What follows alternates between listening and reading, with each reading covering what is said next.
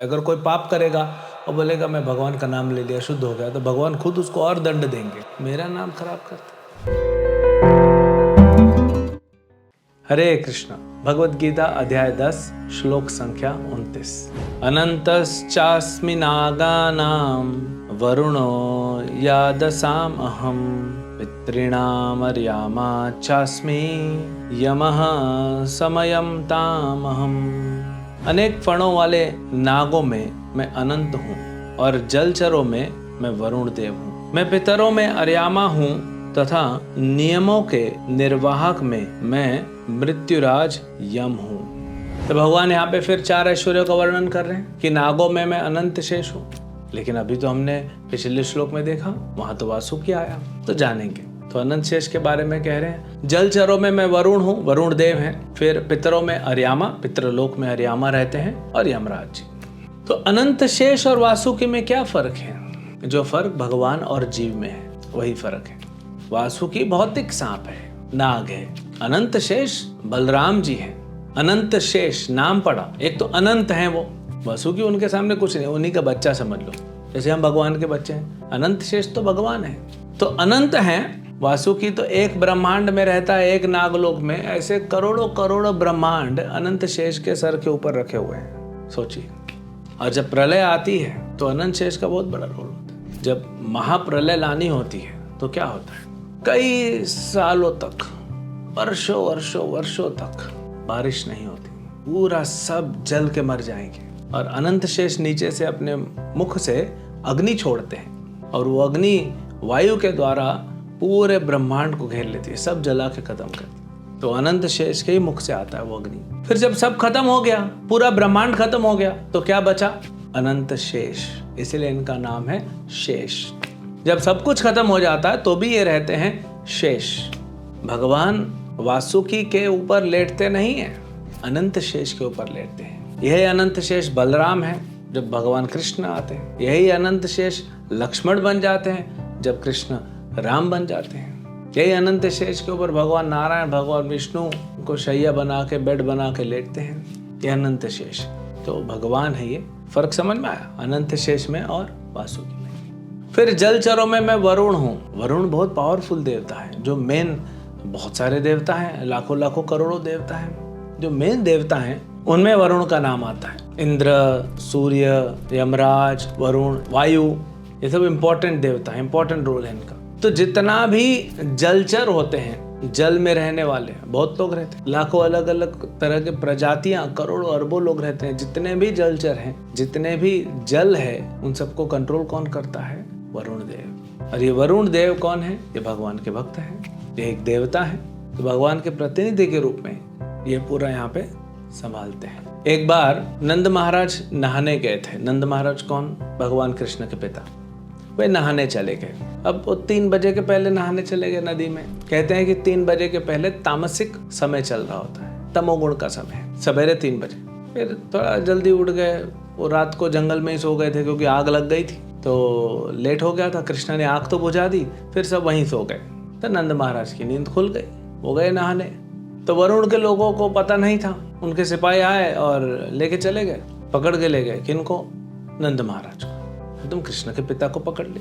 तो सब लोग ढूंढ रहे नंद महाराज कहाँ, नंद महाराज। कृष्ण बोले मैं लेके आता हूँ। तो कृष्ण बलराम गए वरुण लोक में, और वरुण ने बहुत स्वागत किया, माफी मांगी, ये हमारे लोगों से गलती हो गई, क्षमा कर दीजिए। तो ये वरुण देवता है, जो भी जल में है, जो भी जल है वो यही संभालते हैं। फिर अर्यामा।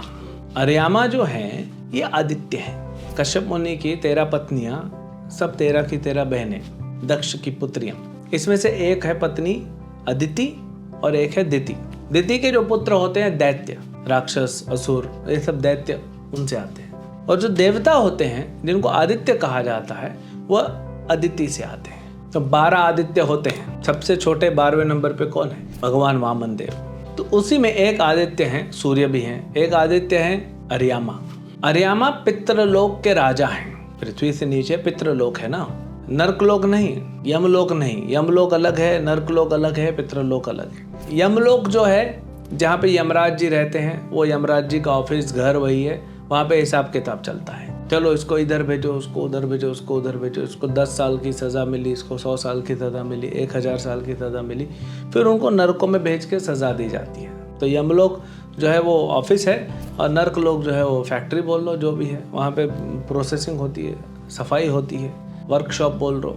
जैसे गाड़ी को भेजते हैं ना, उधर भेज दो सफाई होगा, तो ऐसे हमारे कर्मों का सफाई होता है। पितृलोक अलग है, ज़्यादा दूर नहीं है, वो भी नीचे ही है, लेकिन पितृलोक, तो पितृलोक के जो राजा हैं वो अर्यामा है। हमारे जो पितृ हैं, पितृ जिनको कहते हैं, इसलिए पितृपक्ष होता है, पितरों की पूजा होती है, श्राद्ध होते हैं, तो यहाँ पे हमारे पितृ रहते हैं। तो हम जब पितरों के लिए कुछ करते हैं, तर्पण करते हैं, श्राद्ध करते हैं, जो भी उन तक पहुँचाना होता है, तो भगवान ने सेवा दी है किसको? अर्यामा को। हम जो यहाँ से भेजते हैं भगवान के द्वारा, ब्राह्मणों के द्वारा, भगवान को बिना भोग लगाए तो पहुँचेगा ही नहीं वहाँ पे, फिर ब्राह्मणों के द्वारा वो अर्यामा तक पहुँचता है। अर्यामा देखते हैं, हाँ ठीक है, इतना आया है, इनको इतना दे दो, इनको उतना दे दो, ये इसके घर से आया है, वो उसके घर से आया है, सब डिस्ट्रीब्यूट करते हैं। जैसे भगवान जो है सबको आनंद बांटते हैं, ऐसे ही पितृलोक में अर्यामा जो है सबको फैसिलिटीज देते हैं। उसके बाद दंडनायकों में मैं यमराज हूँ। इस पूरे ब्रह्मांड में सबसे बड़ा दंडनायक यमराज जी हैं। वैष्णव हैं, सिर्फ वैष्णव ही नहीं, महाजन है।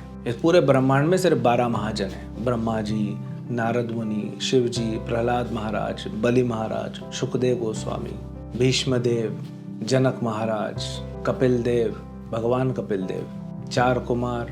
तो यमराज जी एक महाजन है। यमराज जी को सेवा करना तो अच्छा नहीं लगता, लेकिन क्या करे, भगवान का सेवा है, करना तो पड़ेगा। कभी कभी दंड भी देना पड़ता है वैष्णव को, नहीं सुधरते तो क्या करे, उसके भले के लिए दंड देना पड़ेगा। यमराज जी को सेवा दिया, ये तो भक्त ही कर सकता है ना, क्योंकि अगर भक्त नहीं होगा और उसको सेवा दे दी जाएगा दंड विधान की, तो वो तो गड़बड़ कर देगा, ठीक से चला नहीं पाएगा। सबसे इम्पोर्टेंट सेवा है, इसमें भी गलती हो गई।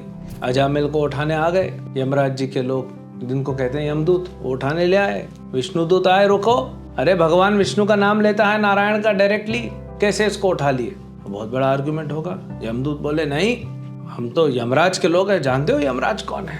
बोले कौन है?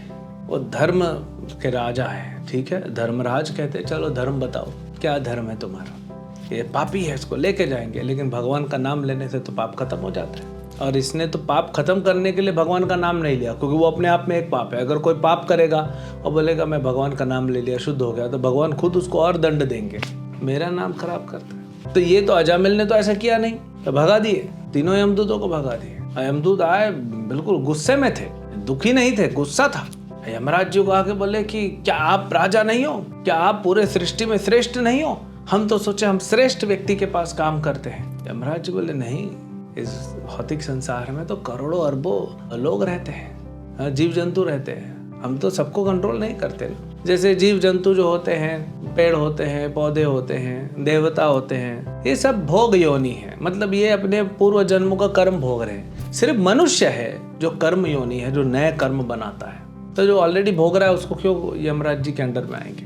जो कर्म करते हैं ना, वो आते हैं यमराज जी के अंडर में। तो यमराज ने कहा नहीं, भगवान नारायण भी तो है ना, वो तो भगवान है, हम तो उनके दास हैं, भक्त हैं। तो प्रचार करने लगे यमदूतों को। ये आके बोले कि कोई 4 लोग आए थे, बोले हम नारायण के दूत हैं। तो यमदूतों के मुख से नारायण का नाम सुन के यमराज जी प्रसन्न हो गए, भाई यमलोक में नारायण का कोई नाम ले रहा है। तो फिर यमराज जी ने कहा नहीं, भगवान के भक्तों को कभी नहीं डिस्टर्ब करना। यमदूतों को बोला गया कि जो भगवान का नाम जप करते हैं, जो भगवान के सामने सर झुकाते हैं, ऐसे भक्तों के स्वप्न में भी नहीं जाना।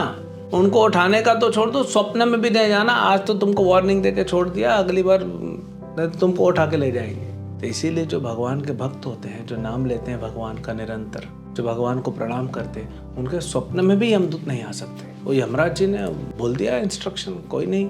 यमराज जी के बहुत सारी लीलाएं हैं भगवान के साथ। भगवान आ गए थे एक बार नरक में सबका उद्धार करने, यमराज जी ने कुछ सेटलमेंट किया, भाई हमारी सेवा चली जाएगी, ये अयोग्य लोग हैं प्रभु, इनको आप वैकुंठ मत ले जाइए, अभी कच्चा है, मजा नहीं आएगा। फिर यमराज जी खुद जगन्नाथपुरी आए थे, वहाँ पे भी एक लीला है। तो यमराज जी जो भी करते हैं वो कृष्ण ही करवाते हैं। ये सब जितने भी देवता हैं, ये सब कृष्ण के प्रतिनिधि बन के कार्य करते हैं। और जब इनसे गड़बड़ होती है तो कृष्ण आते हैं। फिर जैसे इंद्र से गड़बड़ हुई थी तो कृष्ण ने आके इंद्र को सुधारा था। तो ये सब भगवान के ऐश्वर्य हैं जो भगवान के प्रतिनिधि के रूप में कार्यरत है।